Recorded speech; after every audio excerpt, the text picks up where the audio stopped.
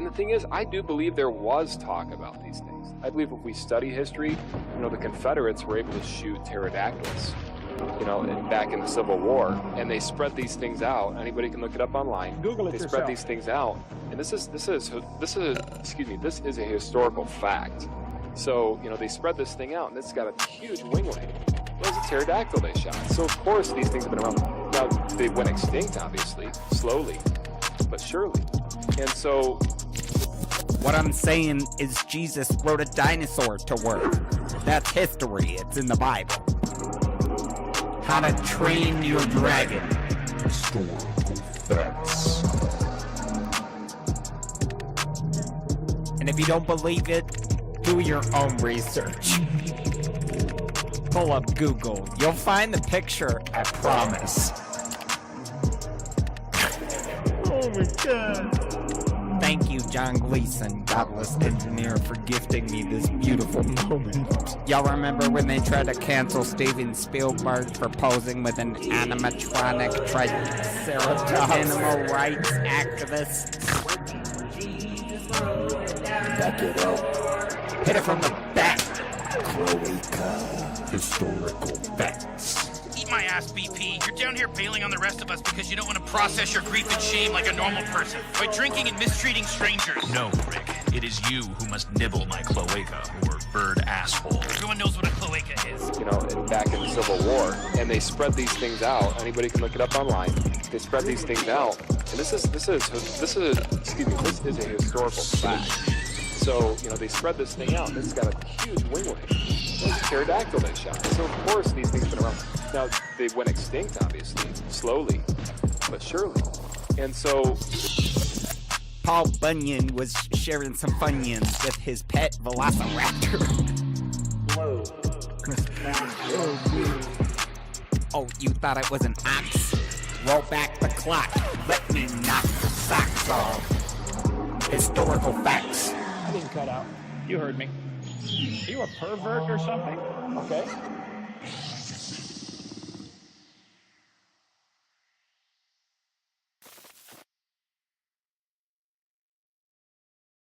What's up, heathens? How y'all doing? I'm the Godless Engineer, and I critically analyze apologist claims to give you the best arguments and information so that you can stand up and use your voice. Tonight, we're going to be reviewing a video of Justin Brierley from the Unbelievable podcast that is produced out of UK over there. He is going to be discussing how atheism died, why it died, and just why simply people are leaving atheism in droves, apparently. I don't know if y'all got the atheist memo from the big atheist organization that controls all atheist organizations, and got the note about how atheism is dying, better shut this shit down now. So, if you want to fuck around and find out how atheism died and what the last nail in the coffin was, then please stay tuned.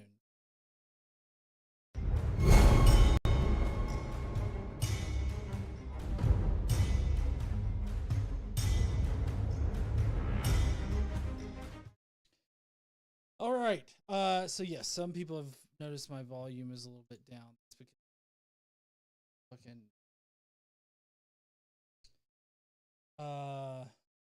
my volume has automatically turned it down.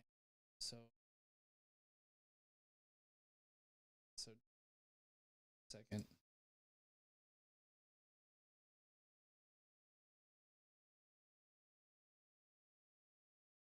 All right. Whoa, shit. Sorry. I didn't mean for that to blow y'all's ears out. Okay. So, I feel like I got that handled. The volume issue. Awesome. It's great.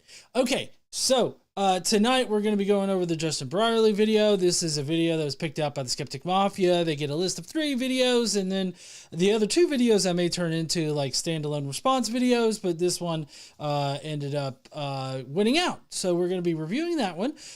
We don't have Brocephus tonight, and we don't have comments, but we do have news articles news topics rather, to go through. There's one that's kind of a really big topic, and then the other 2 are just very informative, I guess.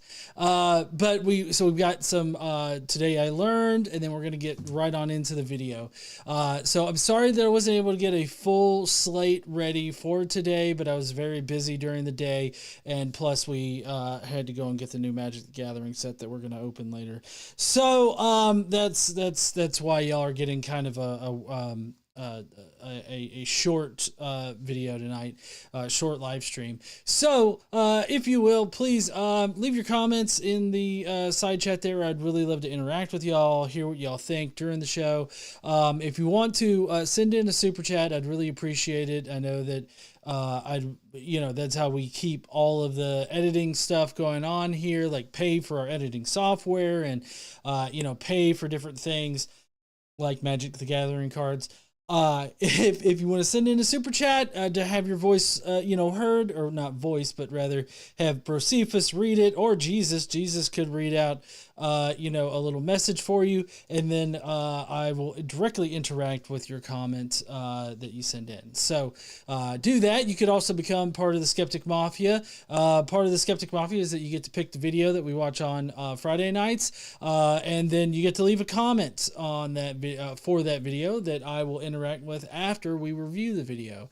So if you want those two, there are other things that I'm trying to get up and running again, like the Skeptic Mafia podcast. And then I need to do a Mafia hangout.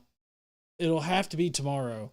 I'd have to do it tomorrow. I hope everybody that's in the Mafia, that's in the side chat right now, if you can make a hangout tomorrow afternoon, say about 2 p.m. or so, 2 p.m. Central, then, let me know in the side chat. I'd really love to have a hangout with y'all. My Sunday's really busy, and so next week I do have kind of a full schedule as far as streaming, which I need to talk to KC about.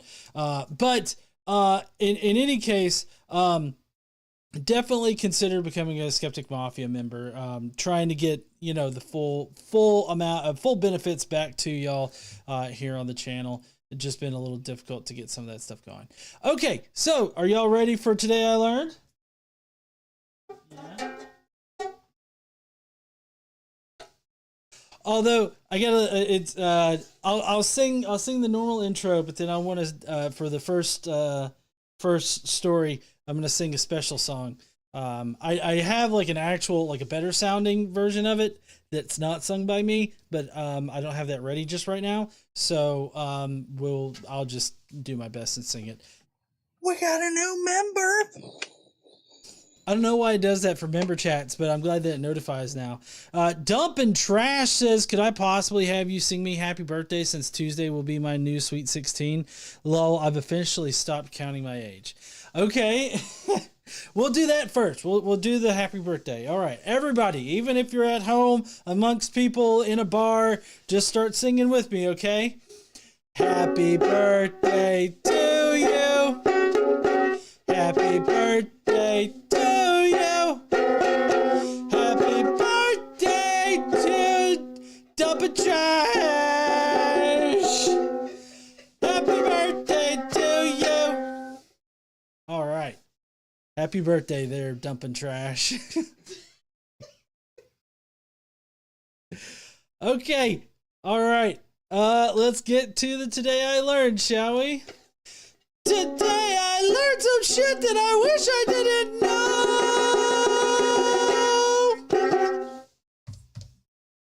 It was beautiful. I know, ear splitting and ear achingly beautiful, huh?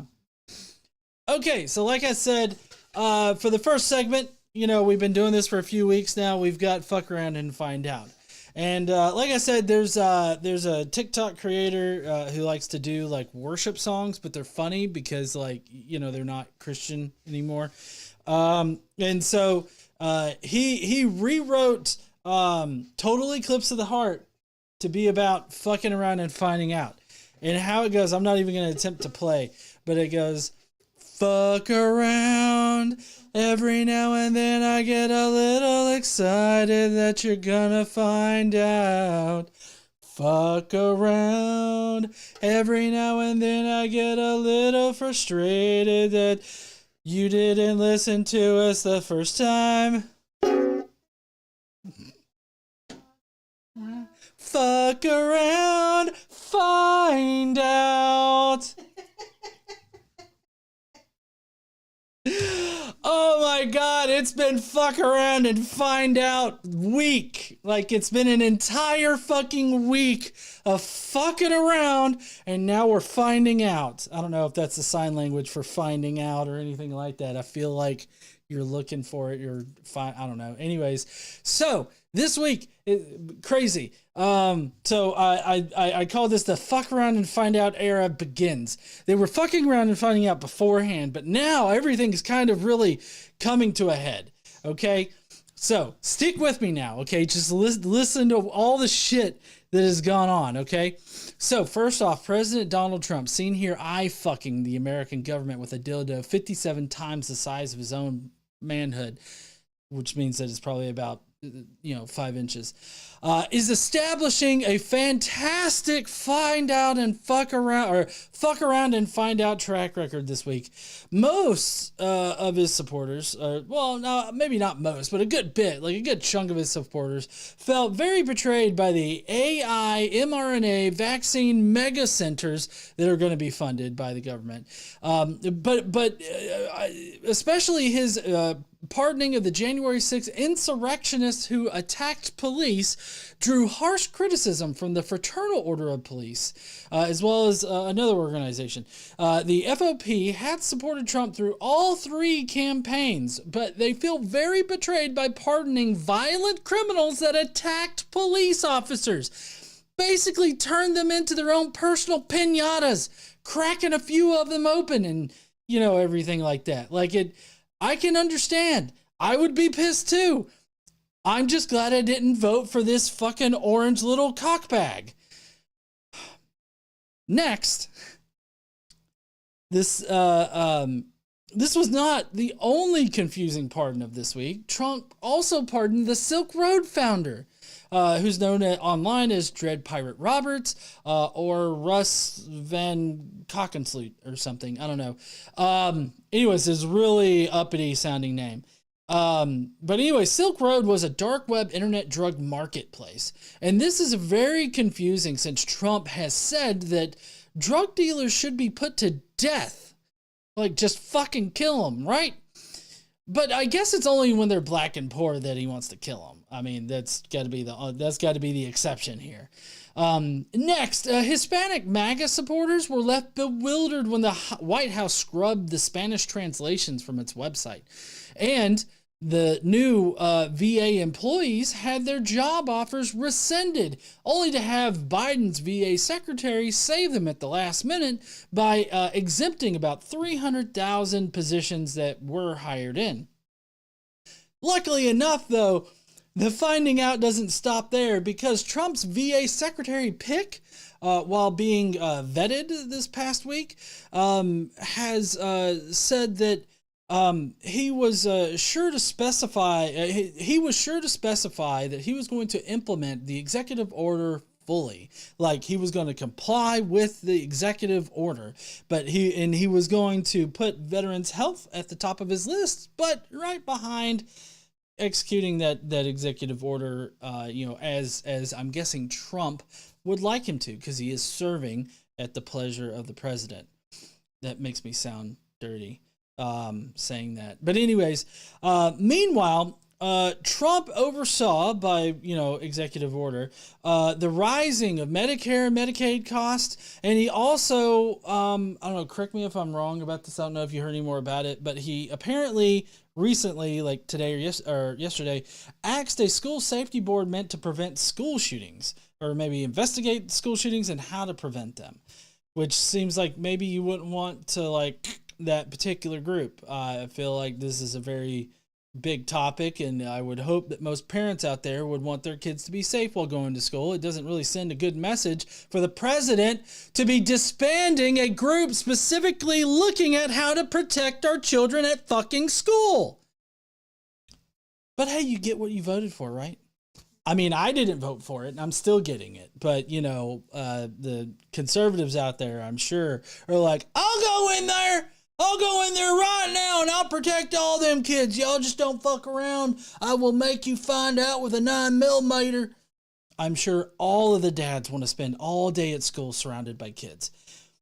In this particular crowd, that maybe they do. I mean, no. Maybe the conservative dads don't need to be around young school children because it seems like conservatives have a problem with, fucking kids and, promoting the people that are fucking kids to some of the highest levels of government.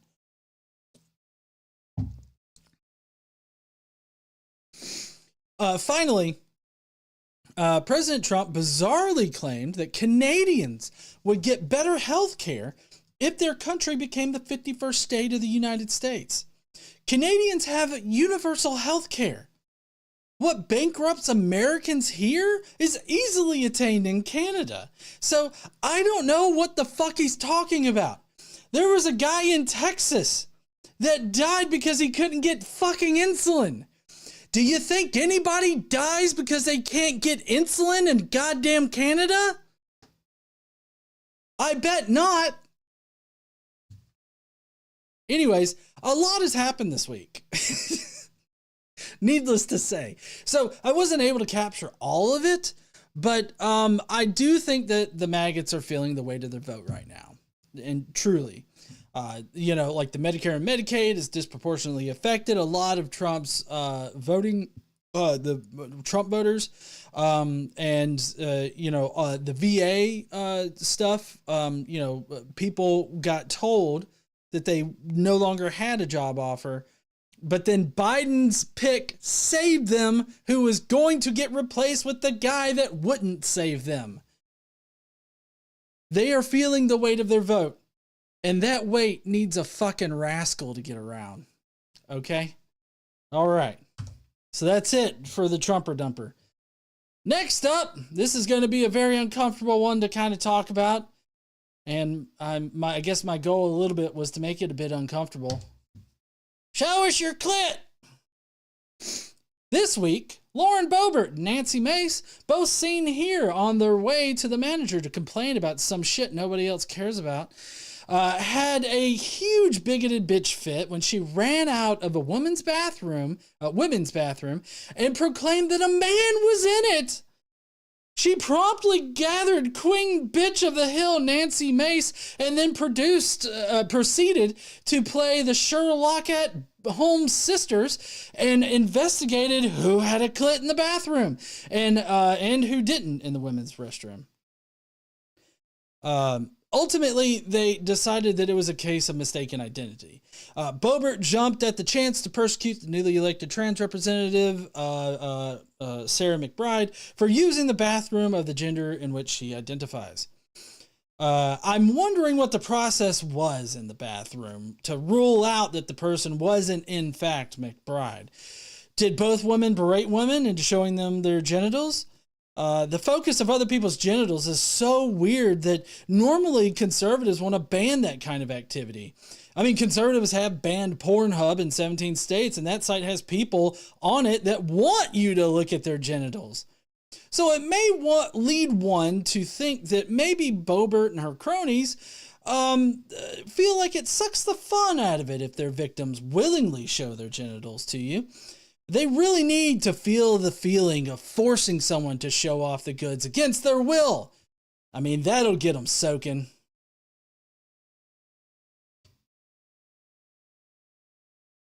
I was expecting more color commentary from Casey over there. I'm disgusted by Lauren Boebert and her fucking theatrics. Like, she wasn't in danger. Like, why did she... I know, honey. You're right. She wasn't in danger. Nobody was in danger. Even if there was a penis in the women's restroom, she's happily played with penis publicly in a theater at a kids show. So I don't know what her fucking problem is. Well, honey, speaking of that, the problem is that, she couldn't forcefully play with it, against the person's will. I'm sure that guy was willful. Yeah. Well, then maybe the problem is that, nobody would let her play with their penis in the bathroom. I don't know. Maybe that was the problem. Maybe that was the problem. You're right. All right, and finally today for the news, I guess this is more of like maybe like a warning. I don't know. I feel compelled to, enlighten my audience about, problematic atheist organizations, organizations that we should definitely put pressure on to make positive changes and also not support. CFI, the Center for Inquiry, which Center for Inquiry Canada, they have had me on to talk about mythicism before, which I was glad to do, but that was also CFI Canada. CFI, though, is anti-LGBTQIA+. Pictured as Robin Blumner. She's seen here desperately trying to convince scientists that trans people don't actually exist. Recently, she refused to sign, she representing CFI refused to sign a joint letter that affirmed a commitment to supporting the LGBTQIA+ community. Many organizations in the community signed it, like the FFRF and others. And the FFRF is in particular important because of their recent fumble with Coin. But anyways, CFI felt the need to respond to the letter that was signed by most other atheist and secular organizations because everyone noticed that they weren't in the signature block. Basically, they threw trans people under the bus with every statement that they made.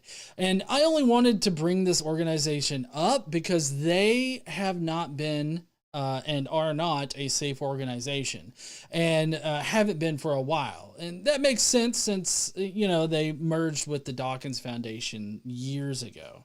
So just saying, CFI, now this is a CFI that holds their Las Vegas CFI con, CSI con or something like CFI con, whatever. And that's what you can see on the podium there. They hold it like every year or so. I'm not sure if it's every year, but somewhere around there. So I mean, just saying that keep an eye out for anybody that's like on behalf of CFI or something like that. They are not trans affirming. They are not safe for LGBTQIA+ individuals, I would say. If you want to read their letter, you can. I got this information off of the Friendly Atheist website. You can go there and find this article. They've got an extensive section talking about all the different things and all the different ways that they threw trans people under the bus, to include talking about trans people taking part in scientific studies, saying that they would mess with the findings of scientific studies, and then also in sports and everything like that. So they're basically leaning on the side of Dawkins, Coin, and Pinker, and all of them. So just keep that in mind while you're navigating the online space and atheist organizations and stuff like that. So anyways, that's some sad news from the atheist side of things. That's going to be it for the news tonight. I hope that you guys enjoyed it. Like I said, I'm really sorry I didn't have any comments ready. It's just been a really kind of crazy week, and I haven't been able to get any, ready for tonight. And Josephus, I mean, he's pretty tired. He's, got his blanket in his bed and everything like that, curled up with a Bud Light. And so I didn't have anything prepared for him, so I didn't bother him with anything. So we're going to go on ahead and get on into the response video pretty quick tonight. Get my earphone.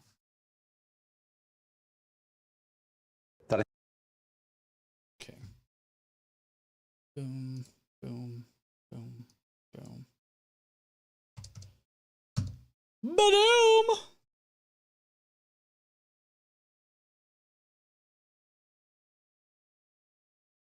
Okay. All right. So, here's Justin Brierley. Justin Brierley hosts the Unbelievable podcast over there. Well, I don't know if he hosts Unbelievable anymore. He may have struck out on his own or something like that. I can't exactly remember what the situation is there. He normally hosts Unbelievable out of the UK. Oh, and by the way, I'm drinking a Starry Zero tonight. Starry Zeros are pretty nice. And no, that's why I got it for you, hon. Also, I was really pissed off because the places on my way home from where I was, none of them had any Starry Zeros. Like, not at all. And I had to pick up like a 12-pack of like cans. Zero what? Zero sugar. It's just called Starry Zero Sugar, I think. But anyways, all right. Let's see what Justin has to say about the death of atheism. Justin seems to think that atheism either has died or it is dying right now. He's going to make a case for why that is. And if I remember correctly, part of his case is that people are just like are preferring to subscribe to something more than the materialist world or materialistic world.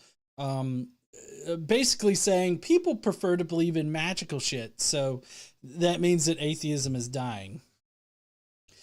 And yes, people are mentioning in the side chat right now, and I'm sure in the comment section, atheism is growing. Well, especially here in America, the nuns category is shooting up, and the more religious categories are coming down. And we're seeing, non-religious people being, getting closer to being as equally represented as other faiths in America. So, yeah. So at least in America, it's that way. And I know for a fact that over there in the UK, like, people aren't becoming more religious. So like, I have no fucking idea what he's talking about, but let's all find out together.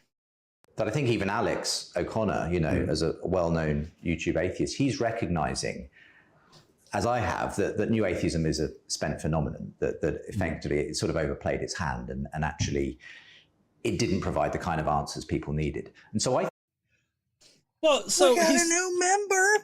Woo, we did, the damn network. What up there, man? So glad to see you join, as a shill over there. Thank you so much. You're awesome. Appreciate you. Okay, so I don't know exactly what he's talking about here with like new atheism failing, because like typically when apologists refer to new atheism, they're talking about a very specific time frame of the atheist community, and I guess that would be like just after 9/11.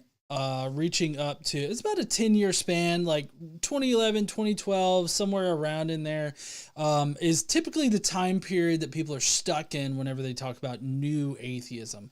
And so when you hear somebody talk about that, you can tell that they're not really up to date with the atheist community, because it's not that like people have left behind this sort of new atheist rhetoric and have progressed further with like more sophisticated arguments, or like with taking the topic a bit more seriously and being less cringy about the atheist conversation or the religious conversation, and having more in-depth conversations, because there are still some atheists out there that cling to like the rhetoric that people used to use during that time frame, and they're not seriously trying to have good conversations with people. They're really just trying to make fun of religious people, is kind of what's meant by the new atheist era.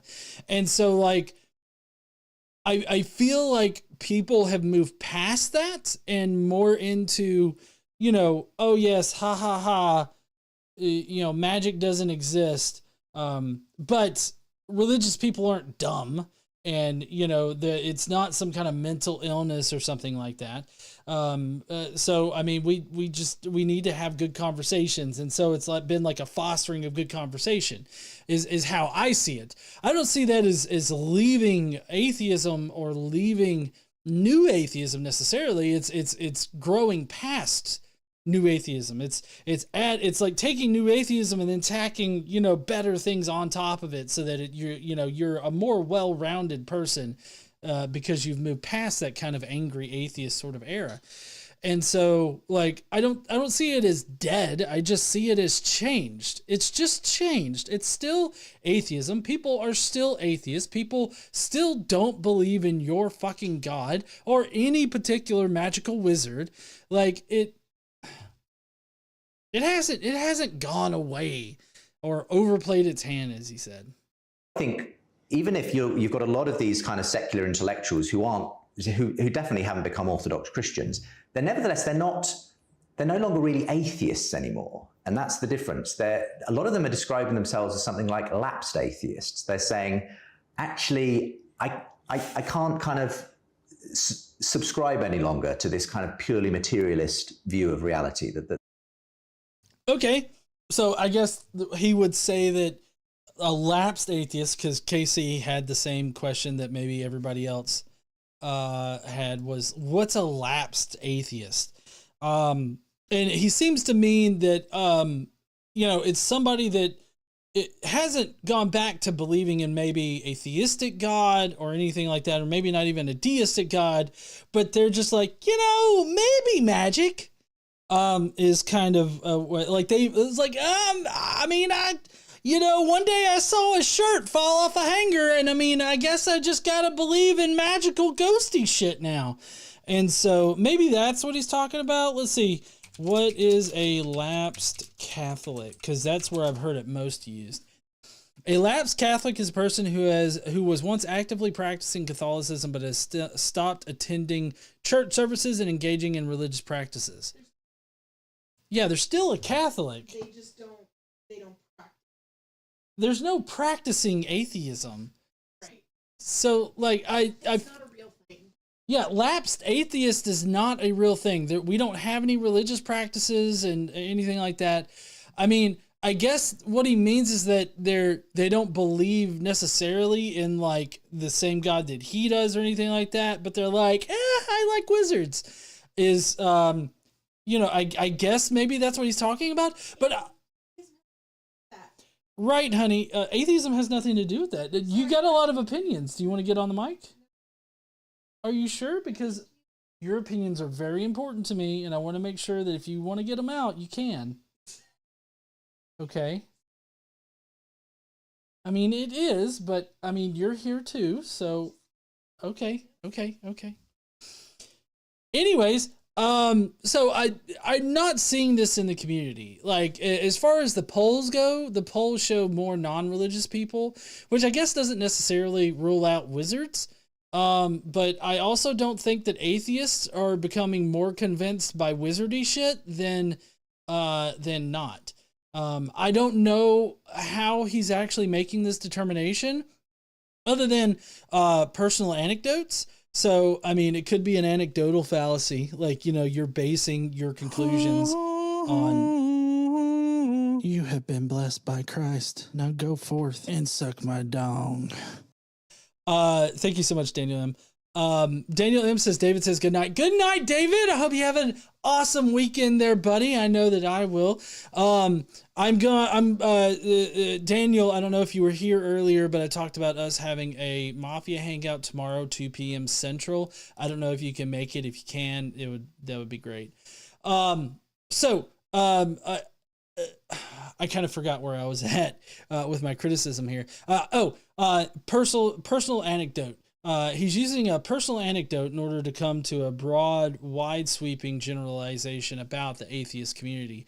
And I just, I guess I don't understand that kind of thought process, because like, just because I experience more Dodge Challengers that are roaming the streets, that doesn't mean that the Dodge Challengers are being produced more and they're going back into production since, Dodge stopped producing the old version of the Challengers, like the newer version, but like they've already stopped producing them. They will, at least. Like, that doesn't mean that they've ramped up production or they've been producing more of them or anything like that. It just means that I personally am noticing them more. So a lot of people want something. They're talking about transcendence. Again, Jordan Peterson, I'm not sure where he is, when it comes to Christian faith specifically, but he's not an atheist. He's not, he's someone who has something more than that and wants to. Well, okay, Jordan Peterson, I will say, is a Christian. He claims to be a Christian, even though it's a kind of a weird interpretation of Christianity. He does claim to be Christian, so.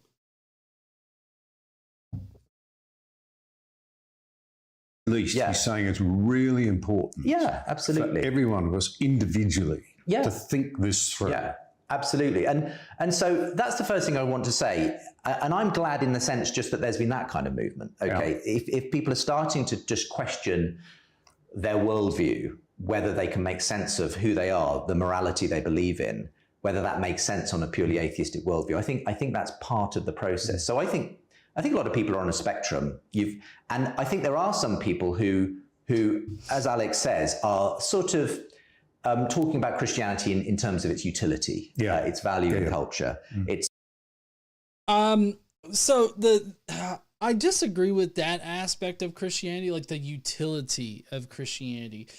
The utility of Christianity is thought control. I feel like that's what its usefulness is in that particular respect, like in a utilitarian sort of respect. Christianity being a religion, it has a lot of control mechanisms built into it, and so it does make it quite easy to control people and their behavior. But that also makes it very easily exploited. And I can highlight this with actually with a Friendly Atheist article.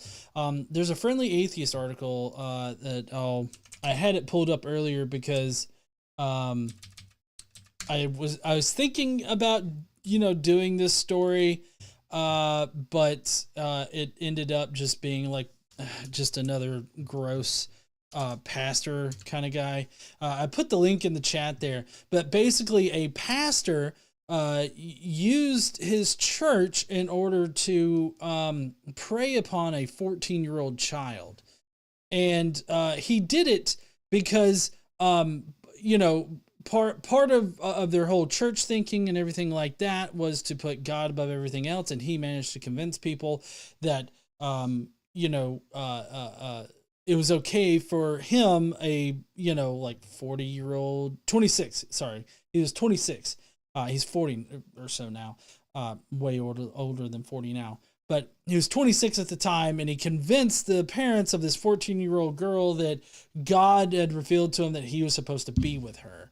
And so they set up all of these barriers and everything like that. But because of his place in the church and sway over them, he was able to convince the parents to take their child out of public school and put him into homeschooling, which gave him more access to her. And it was after that point that the sexual abuse started, and nobody knew anything until much, much later. But all of this was under the guise of God meant for this to happen, and they were actually considered to be betrothed to each other at one point, and everything. So I do feel like religion can definitely be used as a weapon of control. And as far as its utilitarianism or utility, sorry, as far as its utility, I feel like people that say, oh, there's good utility in Christian, and at least pretending that Christianity is true, much like what Dawkins says or anybody else says. I feel like anybody that is saying that is saying it from a very hyper specific interpretation of Christianity that more aligns with shit that you can get elsewhere, shit that has been forced upon Christianity, shit that has changed Christianity in such a way that makes it palpable and makes it have utility in our modern societies. And so I feel like if you have to augment the religion in order to make it palpable and useful in a society, then maybe the only use for that thing, that religion, is control. You can control people by convincing them a magical wizard wants you to do a thing or not do a thing. Otherwise, that magical wizard is going to burn you in hell. I get it, but at the same time, you can teach people to be good people for good reasons in better ways. You don't need fucking Christianity. You don't need any fucking religion. Perhaps a useful fiction, and that might be someone like a Jonathan Haidt maybe might say, I absolutely confirm the value of religion and the way, but I can't believe it. It's not something. I think there are people a bit further along on the spectrum. Someone like, say, Tom Holland, who absolutely has written his thesis on the way Christianity has shaped the Western world, but also finds himself very attracted to it at a personal, aesthetic level. He does go to church. He goes to the oldest church in London, St. Bartholomew the Great. And in my last public conversation with him, actually talked quite candidly about some really interesting spiritual experiences that he's had. And so I don't know exactly how he described himself at this point, but certainly he feels like he's on the edge of something. And I frequently feel the same about Jordan Peterson as well. Well, maybe Jordan Peterson, I don't know. He seems to be on, I don't know, some kind of drugs. Huh? Another planet? Yeah. So, but how the Tom Holland guy, excuse me. But how that Tom Holland guy was describing it, you can be very spiritual and you can have those spiritual feelings, but ultimately realize that this is some kind of really deep emotional thing rather than something that's like magical in that kind of sense. I do want to give a big shout out to Mark Reed in the chat there saying awesome shirt and everything like that. Thank you so much there, Mark. I was making fun of Cameron Bertuzzi with this one. Oh yeah, everybody liked it. Yeah, it's a good shirt.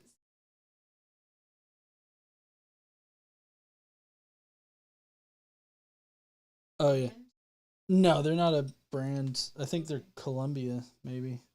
Oh no, they're Denali.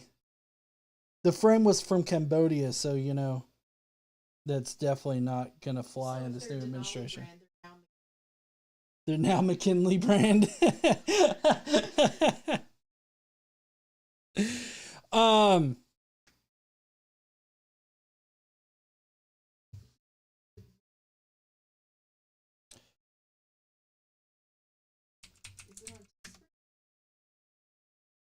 Yeah, I mean, it's on my store.godlessengineering.com. It should be a safe site. I mean, the store just redirects to Teespring.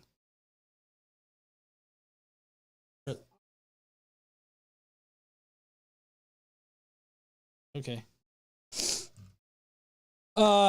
But anyways, I understand this feeling this need, you know, for I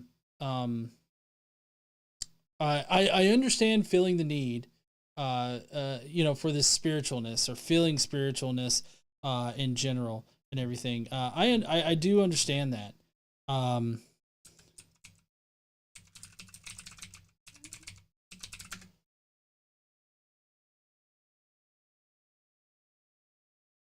Sometimes Teespring takes down. I don't think so.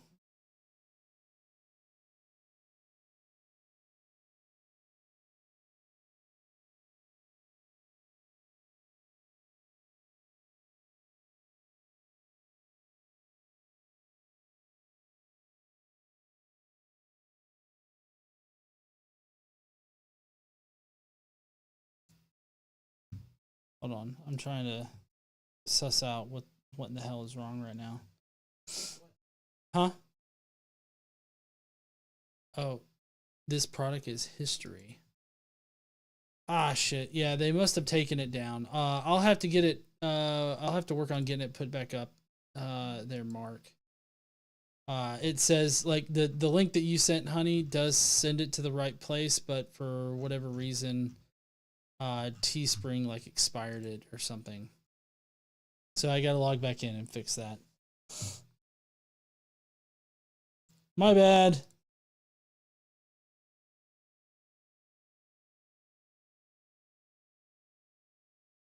Sorry, there we go. Okay. All right. So Justin was talking about spiritualness and how, you know, people feel spirituality and they think that there's some kind of higher power or that there's some kind of a higher meaning just above this materialistic world. And I think that you can still feel those things, like feel that spiritualness and everything like that, but understand that it's not like some kind of magical thing, that it's something that's like just a deep emotional experience. And I don't think that you need magic in your life for things to be, you know, exceptional and to feel a deep connection with things. I think that you can acknowledge that it's a deep personal emotional experience and still maintain the awe and wonder that you feel when you have that experience. Like, they always want to act like spirituality is some kind of like really pure and insightful and enlightening thing. But I mean, I think that you can be enlightened and you can be insightful without having to throw some kind of fucking magical juice on it. Well, and then you have got people who have said, actually, no, I'm diving in. I think I'm in on this. And that's people like Ayaan Hirsi Ali. It's many other people that I talk about in my book and my podcast series who have actually realized, actually, you kind of have to make a choice at some point. You can't stay on the fence forever. I mean, you can stay on the fence forever. I don't understand what you mean you can't stay on the fence forever. Fuck that. Stay on the fence for as long as you want. Fuck yourself on the fence for all I want. I don't care. But I mean, don't let some jackass in like brown, shoes, whatever, wingtips, whatever those are. So some asshole sitting in a green leather chair, like tell you gotta shit or get off the pod. Okay. Like, I get it if you don't want to go the full 9 and say, yeah, I don't believe in God. Maybe you want to stay in the center and be like, he may not exist. I really don't know what I believe about it. Like, I mean, that's perfectly fine. I feel like you should not subject yourself to people that tell you that you have to choose between one of two positions when there's a clear third position available. Remember, only the Sith deal in absolutes. And this right here, this motherfucker is a fucking Sith Lord if I've ever seen one. He just needs one of them coats and like a weird fucking name like Darth Dickus. I don't know. Dark Little Dickus. There you go. And they may not have fully, I suppose, thought through every detail of the Christian faith. They may have questions about the Bible and so on, but I have tons of questions about the Christian faith. I mean, that's the reason why I don't believe in your faith, in your God. I have tons of... How can you say that God is all good, but yet he condones and endorses slavery? Multiple forms of slavery. Sexual slavery, chattel slavery, debt slavery. Like, it's like fucking Oprah with slavery. You get a slave, and you get a slave, and you get a slave. Everybody gets a slave. Not you, though. Talking about the, other people that aren't, like, Christian and everything. So, I mean, I have a lot of questions about Christianity. A lot of it doesn't make sense to me because a lot of it is contradictory. It's contradictory not only to logic, but also to history, because we know that there are things that the Bible says is true or is historical, and it is not true or historical. So it doesn't make a whole hell of a lot of sense to me to like believe in that kind of bullshit. So yes, Christianity causes a lot of questions, and that's probably why you shouldn't believe that it's real. They don't have any answers for you. They just fill in the gaps with, God. This is just because God is God, and that's why you should just suck God's dick. All they know is it's a story that makes better sense of the world and their life than the atheist story of reality. What's the atheist story of reality? Because like as an atheist myself, and I guess because I make money off of my social medias, I should be a professional atheist at this point. My professional opinion as a professional person that doesn't believe in a God, I have no idea what the atheist story of reality is. Now, if you're going to talk about some kind of like methodological naturalist story of reality, you're going to sit there and tell me that people are not convinced by the fact that, look, nature operates the way that it does because of various underlying like axioms that we are there, and it just operates, and it doesn't need some magical wizard to turn the fucking crank to make reality churn. Nature is just gonna nature because that's how nature operates without somebody guiding it, right? That's what I mean. You're gonna tell me that the fact that at every chance in reality, God has been able to poke his head in and be the one ultimate explanation that explains it better than naturalism does. You're going to tell me that we figured out that it was naturalism all along. And at every point that we thought that we have figured it out, that God did it, naturalism comes back in. It's like, no, actually I did it. Naturalism did it. It's always been naturalism. Fuck you. And so, like, you're going to tell me that somebody is like, despite the fact that at every single point in history, God has been proven to not be the cause, that it's actually been naturalism, I'm definitely going to go with fucking God being the cause in this one particular instance, because everything that has happened in the past does not fucking matter anymore, and I'm just going to hyper focus in on this set right here that I want to use to convince myself that God exists. I don't buy it, Justin. I don't think anybody else should buy it either. If you think that the God explanation is better than like a methodological naturalist position or anything like that, you just want wizards to be real. That they had been subscribed to before. So yeah, absolutely, questions remain about the Bible, about how can we trust it, what about some of the violent passages in the Old Testament. These are things that Alex brings up quite frequently when I have conversations with him. And I just think, at the end of the day, we just need to become better readers of Scripture. And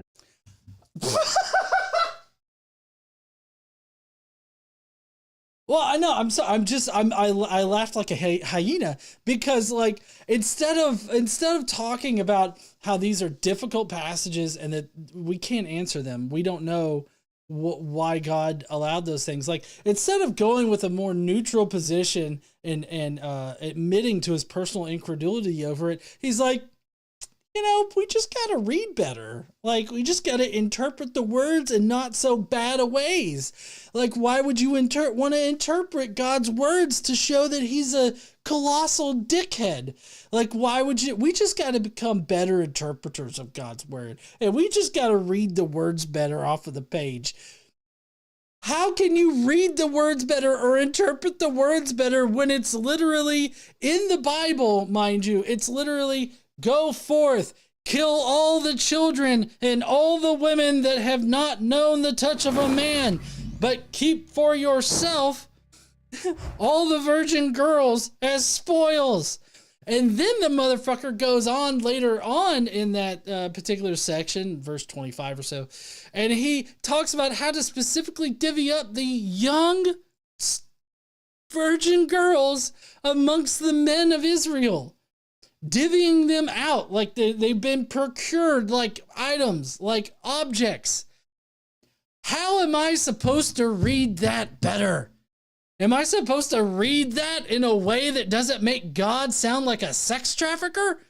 Is that what I'm supposed to do? Because I don't know how I read those words without coming away thinking that God is just like fucking Andrew Tate up there. He's up there in his lounge with his sunglasses on, getting a massage on his shoulder, and he's just like, you just got to deal with it. Like, that's just what I want to do. I traffic women. What are you going to do about it, fucker? It's disgusting. And I don't know how I'm supposed to read that better. Like, how are you supposed to interpret that better? Well, how is this an answer to, like, the problem of evil that exists in the Bible? I mean, it's not. It's not. It's totally sidestepping it and telling you, hey, you just got to read this differently than the words that are actually on the fucking page. Too often, I think, Christians have sometimes been boxed in by new atheists like Dawkins, who want them to take a very sort of almost fundamentalist view of Scripture itself, and to sort of, and then it's easy to beat them with a stick and say, look at the early chapters of Genesis. Can't you see this is an anti-scientific book? Well, maybe let's just take a more nuanced reading of Scripture and ask, well, is that how they meant it though? Like, Justin is literally saying, yeah, but you know, let's actually just change what it actually says. Like, instead of reading the literal words on the page, how about we read the words and then just make up some bullshit interpretation that makes it seem not so bad? Like, he's literally telling you to change what the Bible says. He's telling you to change what God, apparently, according to him and other apologists, change what God has inspired people to write down on his behalf. Like, have a more nuanced interpretation? How else are you supposed to interpret, like, Genesis, where it has the sun being created 3 days after God creates fucking plants? Like, how does that make sense? Was he shining like UV light out of his asshole for 3 days? Or was God just the UV light that was emanating, and then God, I guess, maybe pulled off, like, I don't know, a skin flake and like, psh, there you go. There's a ball of skin for you. That's the sun. Like, is that what happened? Like, is that the kind of nuanced reading that we need to take with this? Like, I have no fucking clue what he means here other than change what the Bible says so that it's not so anti-scientific. That's literally what he just advocated for. What are those early chapters of Genesis trying to tell us about the world and about God and so on? And I find that very quickly you'll find actually that the Bible makes an awful lot of sense. Now, doesn't mean that if you change what the Bible says, how it says it, and how we interpret it, then yeah, it makes a lot of sense. Okay, Justin. Everything is sewn up and tidy, but especially with someone like Alex and Dawkins, when I find them particularly critiquing, say, the Old Testament, and it's some of the moral stuff you find in there, some of the warfare, violence, and so on, I do want to point out to them, the reason you find this disturbing is because you live in a Christian culture. It's the very morality the Bible gave you with which you now criticize those parts of the Old Testament that you... I'm sorry. Apparently, Justin has a bit of a memory problem here because he forgot the Crusades as well as the Conquistadors. Like, are you shitting me with this? Like, it's because of the Christian worldview. I would say that it's because of a modern sense of morality. Like, we have a modern contemporary sense of a moral foundation. Like, our foundation has changed fundamentally throughout our societies. Excuse me. It's changed throughout our societies, this moral foundation. And so now we can judge those things as being barbaric and everything like that. I don't know if you remember, but like the way that our moral foundation changed, the social changes that had to happen, happened in spite of Christianity. A good example of this is the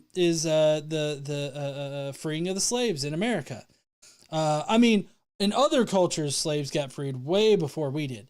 But in America, like, you had people, religious people on one side arguing that slaves should be free. The other people on the other side were also saying, oh, hey, look, God says, obey your masters, bitch. So just, do that. And so, like, you had two warring interpretations of scripture, okay? One is closer, like the origination of the interpretation is closer in time to what the original people meant by what they wrote, right? And so this newer interpretation is a change that was prompted by social change, that was prompted by the changing landscape of our moral foundations that shape the very fabric of our societies. And so, like, because people changed, their interpretations changed, and because they were brought up religious, they changed their religion. So it was never religion that preceded the change. It was always some kind of social push. Like, people were pushing social changes, and that ended up changing the religion. So I don't know what Justin is thinking about. Apparently, he's forgotten all of the havoc wrought by Christians throughout the ages, not just on people that didn't believe in Christianity, but one Christian denomination against another Christian denomination, because this Christian denomination didn't interpret that Christian denomination's God right. And because they didn't do that, that meant they got to burn in hell, but with a sword up their ass. And so, like, they had to kill the other one because they weren't worshiping their God correctly. And so, like, you're going to sit there and tell me that the teachings of Christianity informed both sets of any of these topics that we're covering. Both sets of Christians came away from Christianity thinking the things that they did, and it was all because of Christianity. Are you sure? I mean, I'm sincerely asking, Justin, are you sure? Because that right there just seems bass-ackwards to me. Like, it seems like you're feeding the snake's tail into its mouth forcefully, even though the snake doesn't want to eat it. Okay? So, I mean, just quit with your Ouroboros shit here. Find troublesome. So it's a sort of, for me, you can't get away from the Christian element of the way in which we just engage everything in the. So just because Christianity has been a primary religion, especially in the Western world, for the longest time, does not make everything in the Western world a product of Christianity. This is I guess you could say a causation doesn't equal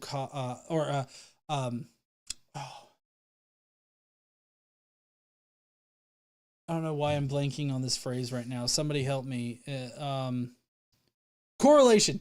This will be a correlation doesn't equal causation fallacy right here. Because just because Christianity has been a primary religion doesn't mean that everything in Western society is a product of Christianity.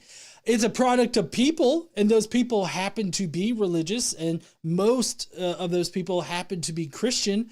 But just because of that fact does not mean that everything that they produce is inherently a Christian venture, or it's an effect of Christianity. I would say any scientific advancement is done in the face of what Christianity teaches. Christianity is very anti-intellectual.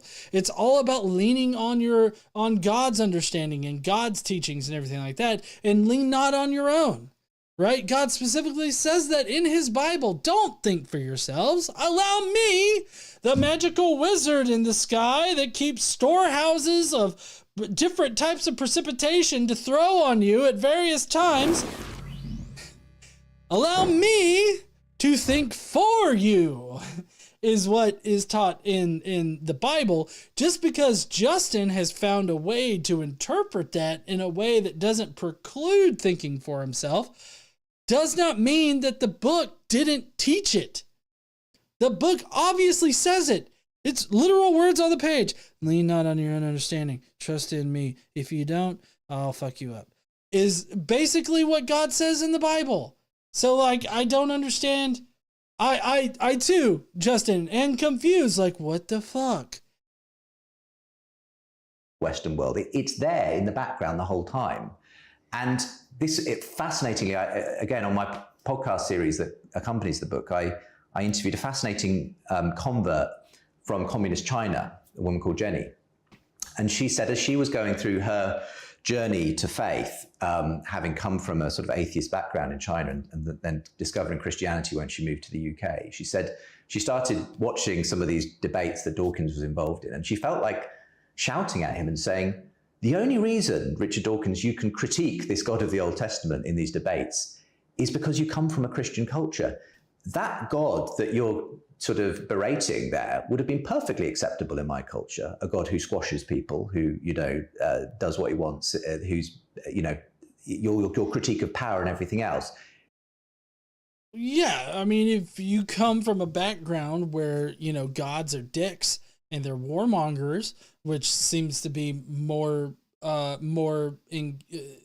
which makes God having more in kind with human beings and being a human being himself, a human creature. Sure, if you don't have the omnibenevolent attribute attached to your God, then the problem of evil and the problems that are raised by those arguing against Christianity, they wouldn't make sense. Like, they wouldn't affect whether or not you believed in your God. So, like, I get it. There are a lot of Jews out there that will admit, yeah, God's a total dickhead. Like, he's a fucking asshole a lot of the time. And just in their particular faith, that's just what they have to deal with. Yeah, God is a shithead. And so, like, as long as you're okay with that, and part of your definition isn't that he's all good, then there's no problem. So, like, that's why the problem of evil isn't like the best atheist argument. I would say it's a really good argument against an omnibenevolent God. Well, specifically the triomni God. It has to be a triomni God because like you can be omnibenevolent in everything that you know about. And if you're a limited being that doesn't know everything, then you could still be omnibenevolent just because you don't know about certain things that are happening. That's why it's especially problematic for the Christian God, like the problem of evil, that is, because he's this triomni God, omnibenevolent, omniscient, and I keep forgetting what the all-powerful one is. Omnipotent. He's omnipotent. So that's why it's a problem, is because he has the power to make the changes. He knows everything so that he can make the changes without affecting it, in ways that he doesn't want them to do. And if he's omnibenevolent, then he would have a high level of motivation in order to do things in the most good way, right? I don't know if that's correct English, but that's why it's a problem for Christianity. If you're arguing from a position where you admit that God is not omnibenevolent, or is limited in his knowledge in some kind of way, then sure, I'm not going to bring up the problem of evil. But I don't see a problem if you're in a conversation with a Christian using the problem of evil to disprove the logic of their God, like logically disprove their God, because it's contradictory to reality. Mm-hmm.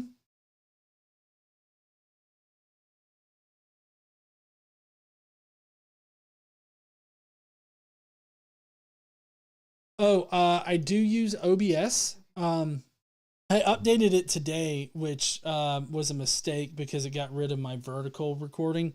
I've got to fix that, but I updated it too late. Anyways, I use OBS. The pop-ups, though, are from, it's a stream, what is it? Stream alerts or something like that? I forget. Stream elements? Stream elements. Yeah, Stream Elements. It's called streamelements.com. And it automatically monitors your live thing for the notifications, and so like it shows the notifications and everything like that as long as it's running. So definitely check that out. You can do custom ones and everything like that. I know I did all mine custom. So definitely check that out. If you need help getting it set up, you just let me know. She said he can only make these arguments against God because he's essentially a very Christian atheist. And I just found that fascinating that someone... No. He's not a Christian atheist. Although Dawkins has, I hate talking about Dawkins, but Dawkins has a very contentious sort of position there because he says he's culturally Christian. But he still maintains that he's an atheist. So basically he implements what he considers to be Christian morals and all this other stuff. And he acts as though the Christian God were real, but he doesn't actually believe in it. So it's kind of a weird position to state. But also I would say that you don't need that kind of bullshit. Like you can implement like just being a good person, just using the shared moral foundation of our society. And humanism, I think that a humanistic goal can often help resolve a lot of moral questions that you might have, like how does this action affect others around you, and how does it affect humanity in general. Like I think that you can definitely use things that are not Christian based in order to get to better conclusions. Because I feel like if you base your moral foundation off of what you think Christianity is, I think that only opens you up to being manipulated, for one, and for two, coming to moral conclusions that you wouldn't necessarily come to unless somebody else was telling you that you should come to it. So, I mean, I think that, using a very logically and analytically based way of making moral conclusions is going to be far better than just having some set of rules that you have to follow and all this other stuff. So, yeah, I think that would be better. But as far as like, the whole Christian atheist thing, I don't understand like that. Justin seems to be making up a lot, because there is a sect of like Christian atheists out there, which I don't even understand them, but I feel like Justin's using it in a different way, kind of playing it in an equivocation here, because he's trying to describe someone who is an atheist, but as a Christian. And it just seems kind of weird. If you like, who's not been steeped in Western culture, can see from the outside that these are very Christian critiques, if you like, of the Old Testament. And so I think there are good answers. I think there are, lots of reasons why I think we need to look at the Bible and the trajectory that it has in terms of its attitude to slavery, warfare, violence, and so on. But in the end, we can't get away by the fact that we've simply been shaped by the Bible. We are just products of the Christian Revolution. And for me, that itself is a really significant. I disagree. I mean, the Christian Revolution, I'm not exactly sure what he means by that. Do you mean the thousands of years that Christianity wreaked havoc on the world, waging wars for God, on behalf of God, thinking that, God has placed a particular line of people into these positions of power, and using the Bible in order to subjugate people all across the world, also using this whole idea of like, the ruling families and having, cousin fucking going on all the time and inbreeding into, into a point where, you just couldn't sustain that anymore. I mean, I'm not exactly sure what Justin means by this, because behind every major positive social progression in societies, it's always been people that have changed their mind about what they've always been taught and choosing to do something different. And then they reinterpret, like if they're religious, they reinterpret their own religious scripture to agree with the thing that they already are thinking. And so like, I see that as a progression in in humanity. Like it's a progression in the human species, seeking to treat everybody more equally and everything like that. And then you've also got people out there trying to not do that, trying to undo all of the equality that we've been trying to instill, trying to revert us back to the 1920s or so, to even to the point of like removing women's right to vote. So I mean, we do have both sides of that now. We have both sides in our cultures now. We have the more progressive people that are changing. They're breaking that cycle of how people used to think and progressing it forward, because they have noticed how inequitable it is. They have noticed how unfair that system is, and so they're changing it. Whether you're that bishop that lectured at Trump, or you're somebody else out there that has decided that they don't agree with the religion that they grew up in, and so they have taken on a new interpretation to change their faith so that it better matches what they think about reality.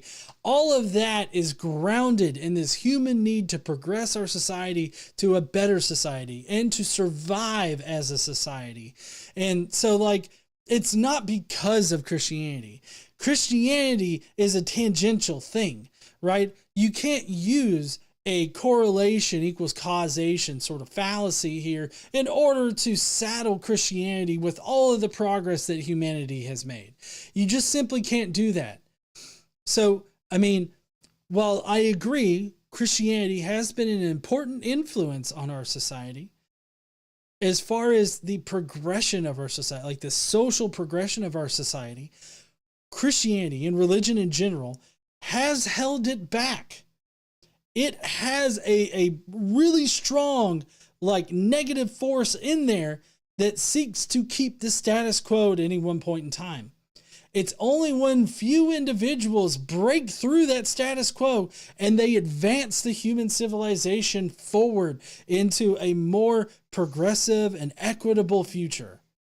That's what it is. It's not because of Christianity. And here's another way that you can know that it's not because of Christianity.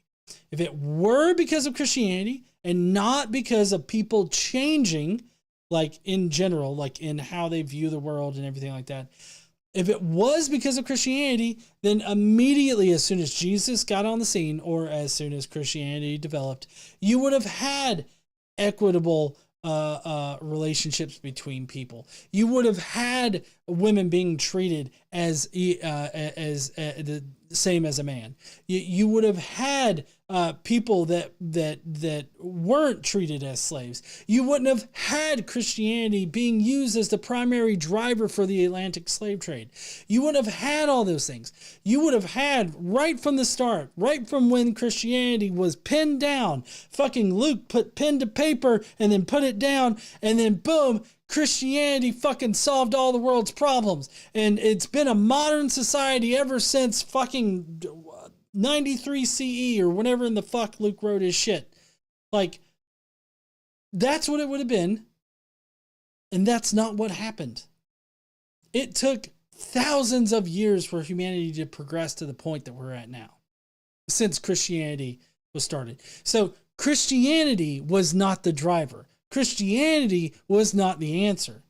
And it's very easy to see that. Well, that's going to be it for the video tonight. I hope that you guys enjoyed it. I know I did not. Did not enjoy Justin's opinions on this topic, but I would love to know what you guys thought about it.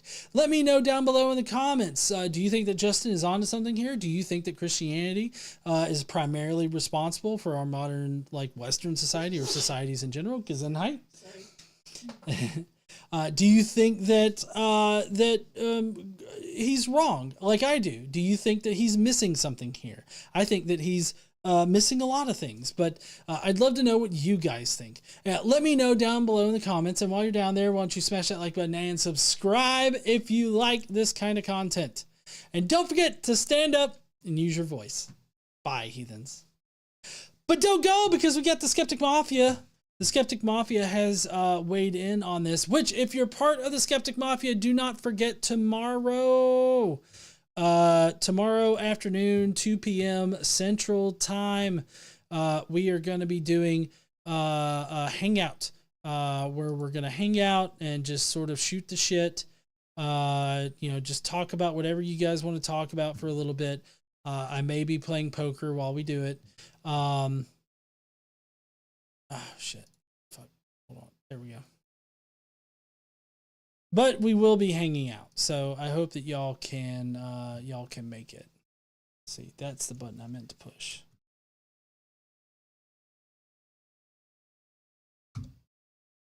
Alrighty tighty. Let's go. Trickster, who says, is there really anybody out there that's calling themselves lapsed atheists? I like how that's one of the first things that Trickster latched onto, because I know that's one thing I did too. Atheist is a description and not a worldview, but I see what they are trying to do. It's the same dishonest ploy to change the description of atheists from the lack of belief in a God to atheists believe there is no God. So they don't have to bear the burden of proof and try to switch it to the atheist. Pretty dishonest if you ask me. This is why you can't have a meaningful conversation with people like this. I could say more, but I am sure that you have probably asked some of the questions I did and pointed out places where they went way wrong in their points. I mean, yeah, I had a lot of problems with the video. Thanks, Trickster.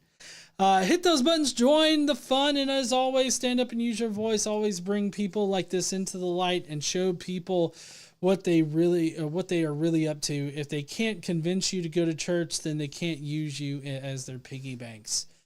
I agree with that, definitely. All right, so next is Mark Fernkoff. Mark says, so he's citing Jordan Peterson, aka 2-pack-a-day Kermit the Frog who was completely full of themselves. Richard Dawkins, an old man who used to have a lot of really good things to say many, many years ago, but now who was just an old man transphobe who just needs to retire and shut the fuck up. And Tom Holland, Spider-Man. Actually, not that Tom Holland, the other Tom Holland. There's a different Tom Holland that's like a religious scholar, so... But still, funny. Funny to put it that way. Okay, the story of the Bible makes better sense in their life than reality does. He really just said that. Christianity isn't a useful fiction. It's a harmful fiction. Doctor Who is a useful fiction. If you read the Bible as it's written, it's horrible. So you have to interpret it in a way to make it not so horrible. You really don't see the problem in that? It sounds so horrible because you're viewing it through the Christian morality. What? No, it sounds so horrible because it is horrible. We are viewing it through the modern society's eyes, based on modern society morality and secular morality. Christian morality is horrendous. Oh, so much I wanted to yell at this guy, but I think I got my main points out. As always, I love and worship the gorgeous goddess Candy Black. And since I can't think of anything else, I'll say I'll get back to door dashing. Just say later, heathens. Later, heathens! All right, I only have one thing to say. This is Tomato Go Zoom. I only have one thing to say to this, and it's a big fuck you. Yep. Thank you, Tomato. I don't know if Tomato's watching. Hold on.